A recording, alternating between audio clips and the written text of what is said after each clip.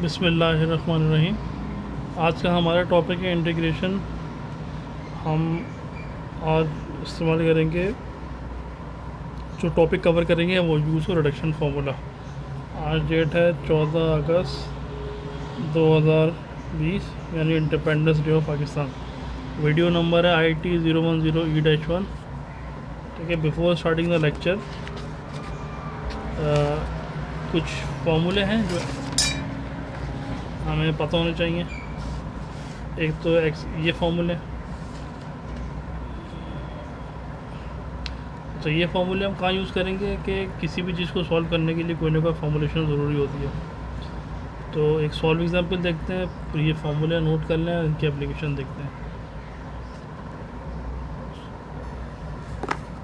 अच्छा, एक अहम जो बात जो है, जैसे ये जो फार्मूला है इसमें देखें, जो कॉस और साइन है वो स्क्वायर की फॉर्म में नहीं है, यानी not in square form.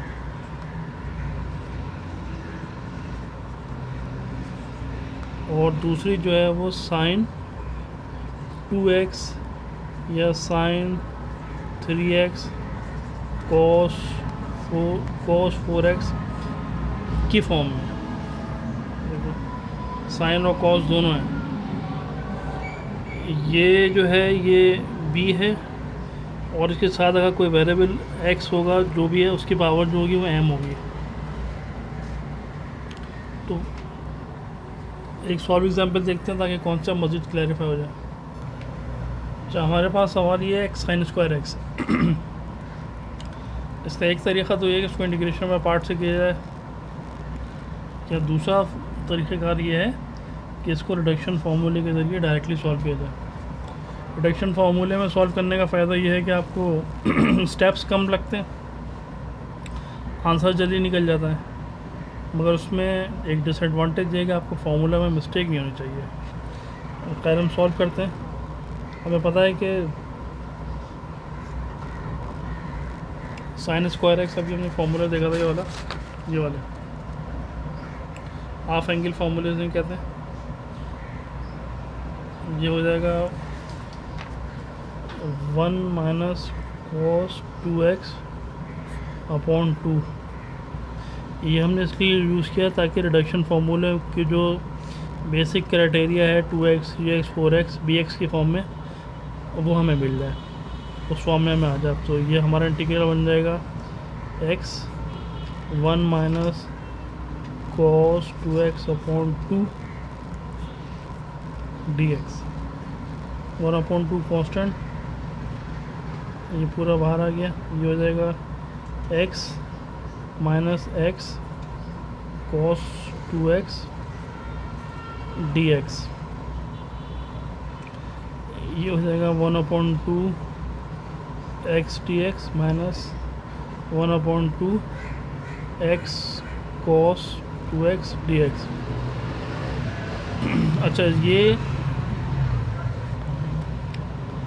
Further हम सॉल्व करेंगे तो इसको इंटीग्रेशन बाय पार्ट से भी कर सकते हैं, मगर चूँकि हम रिडक्शन फार्मूला यूज़ कर रहे हैं तो हम रिडक्शन फार्मूले को इस्तेमाल करते हुए इसको सॉल्व करेंगे। अच्छा, रिडक्शन फार्मूला क्या हो जाएगा? फार्मूला लिख लेते हैं, x की power m cos bx dx equal to x की power m upon b sine bx minus m upon b x की power m minus 1 sine bx dx। इधर देखें, x की पावर क्या है, हम इसको सॉल्व कर रहे हैं। m जो है वो 1 है, और x क्या है, bx cos bx cos 2x, यानी b की वैल्यू इसमें 2 है। अब सिंपली हम वैल्यू पुट कर लेते हैं। ये तो सिंपली हो जाएगा 1 अपॉन 2 1 अपॉन 1 प्लस 1 x की पावर 1 प्लस 1 माइनस 1 अपॉन 2। अब फॉर्मूले में वैल्यू पुट करें इधर, x की पावर m क्या है 1 अपॉन b क्या है 2 साइन बी एक्स यानी 2x minus M upon B, m1 था b2 था, x की पावर m माइनस वन यानी 1 माइनस 1 साइन बी एक्स यानी 2x।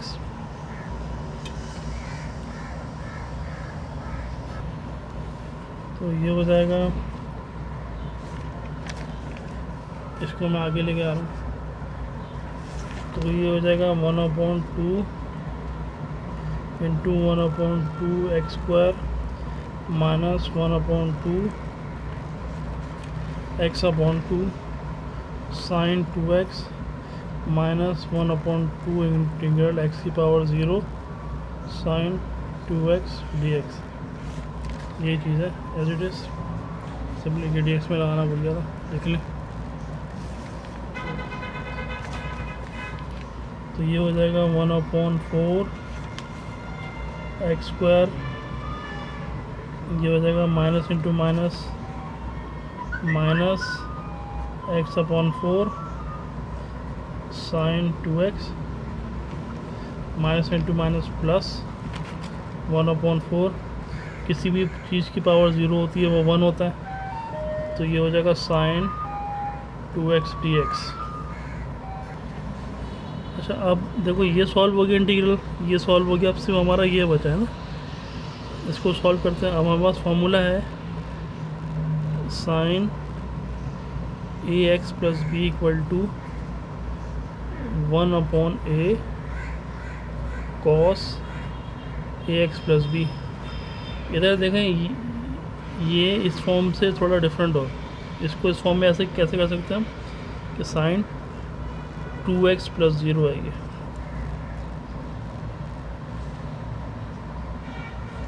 तो ये हम सिंप्लीफाई कर लेते हैं इसको 1/4, ये हमारा फार्मूला है जो हमने यूज़ किया है यहाँ पे।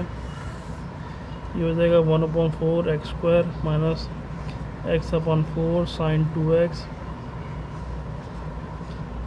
प्लस 1/4। इस पर फॉर्मूला लगाया तो a की वैल्यू जो है इसमें, इधर a की वैल्यू क्या है 2, तो ये 1/2 हो गया, ये माइनस होता है माइनस, तो ये हो जाएगा माइनस 1/2 कॉस 2x प्लस 0 लिखें ना लिखें कोई फर्क नहीं पड़ता। ये हो जाएगा 1/4 x square minus x upon 4 sine 2x minus 1/8 cos 2x plus c। ठीक है जी, ये हमारा आंसर, जिस इस सवाल को हमने रिडक्शन फॉर्मूले से सॉल्व किया instead of integration by part. दोबारा फार्मूला देख लें, हमने इसमें ये वाला फार्मूला स्क्वायर को हमने कॉस बी एक्स या साइन बी एक्स की फॉर्म में लिया है, और कॉस ए एक्स ये भी कॉस ए एक्स है, और ये कॉस का फार्मूला है रिडक्शन फार्मूला, ये साइन का रिडक्शन फार्मूला है। फार्मूले प्रैक्टिस करने से क्लियर होंगे, आपको प्रैक्टिस होगी जितनी उतनी आपको कमांड रहेगी। बस इसमें फार्मूला अगर याद हो गया तो इंटीग्रेशन में पार्ट से सॉल्व करने की ज़रूरत नहीं है। अगर फार्मूले में प्रॉब्लम हो रही है, मुश्किल हो रही है, तो फिर इंटीग्रेशन में पार्ट पे जाएं आप लोग।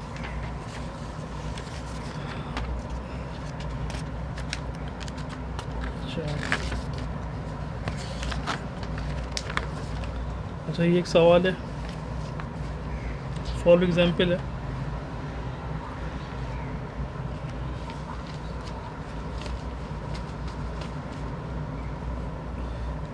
इसमें x square sine square x है, हमने वही क्या साइन स्क्वायर एक्स से फार्मूला डाला, इसको हम इंटीग्रेशन बाय पार्ट से कर सकते हैं, वो भी मैंने आगे सॉल्व किया हुआ है, बट हमने इसको पहले रिडक्शन फार्मूले से किया है। ये शीट इसकी 1/3 है, यहाँ पर रिडक्शन फार्मूला यूज़ हुआ है।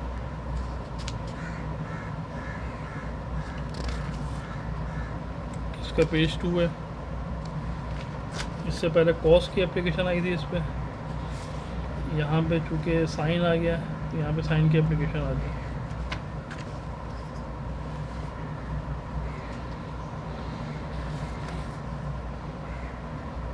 रिडक्शन फॉर्मूले से जब हमने क्वेश्चन को सॉल्व किया तो हमारे पास ये आंसर आया।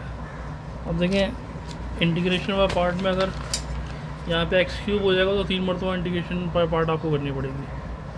रिडक्शन फार्मूले से भी आपको 3 मरतबा करना पड़ेगा, मगर फार्मूले डायरेक्टली अप्लाई करेंगे रिज़ल्ट 2 से 3 लाइन में या 3 से 4 लाइन में आराम से निकल जाएगा।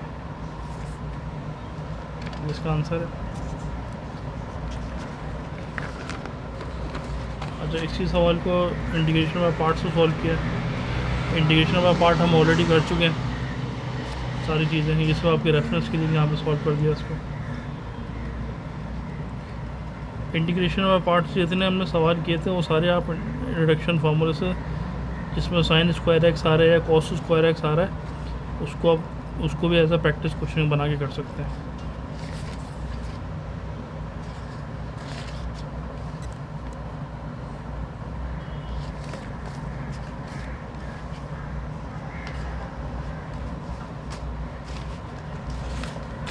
तो इंटीग्रेशन बाय पार्ट से जो आंसर आया वो ये है, और रिडक्शन फार्मूला से जो ऑरेंज वाला है, ऑरेंज वाला आंसर है वो रिडक्शन फार्मूला से, दोनों सेम है।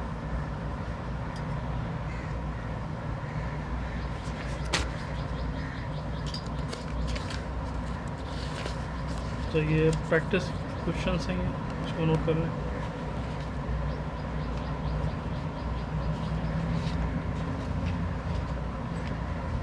इसमें से हमने साइन और कॉस के केस कवर किए।